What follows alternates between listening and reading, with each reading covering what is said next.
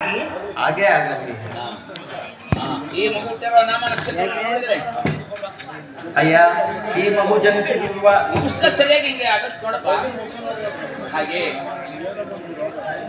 ಅಯ್ಯ, ಈ ಮಗು ಹುಟ್ಟಿರುವ ನಾಮ ನಕ್ಷತ್ರ ನೋಡುತ್ತಿದ್ದರೆ ಸ್ವಲ್ಪ ಮೇಲ್ಕೆತ್ತಿ. ಹಾಗೆ ಹಾಗೆ ಇನ್ನೊಂದು ಸ್ವಲ್ಪ ಮೇಲ್ಕೆತ್ತಿ. ಅಯ್ಯ,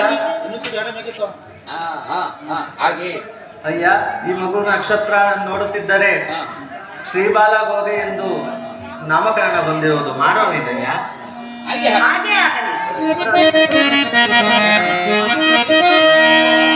ಗುರು ಶುಕ್ರ ಶನಿ ಶ್ರೀಬಾಲ ಗೌರಿ ಶ್ರೀಬಾಲ ಗೌರಿ ಶ್ರೀಬಾಲ ಗೌರಿ.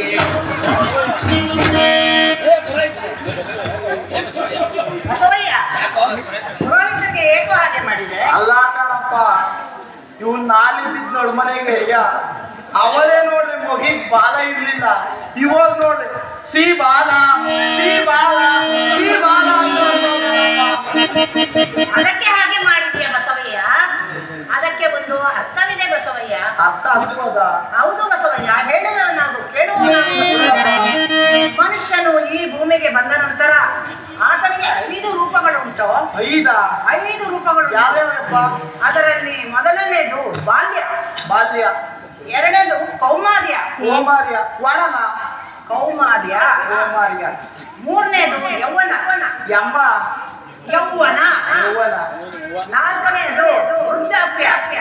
ಮುದ್ರಾಸಮನ.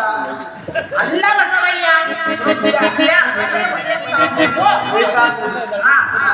ಇನ್ನು ಐದನೇದು ಐದನೇದು ಸಾವು ಬಸವಯ್ಯ. ಯಪ್ಪ ಸಾವ ನನಗೆ ಬೇಡ, ಅದು ನೀವೇ ಮಾಡಿ. ಆಗಲ್ಲ ಬಸವಯ್ಯ, ಈ 5 ರೂಪಗಳಲ್ಲಿ ನಾವು ಬದುಕಲೇಬೇಕು.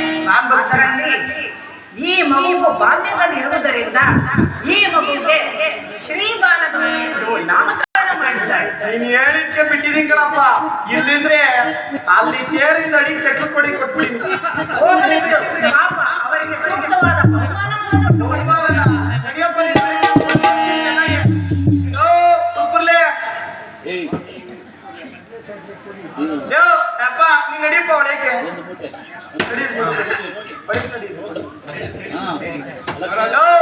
ಹೇಳಯ್ಯ, ಏನ್ ಕೊಡ್ಬೇಕು ಅವಮಾನನ?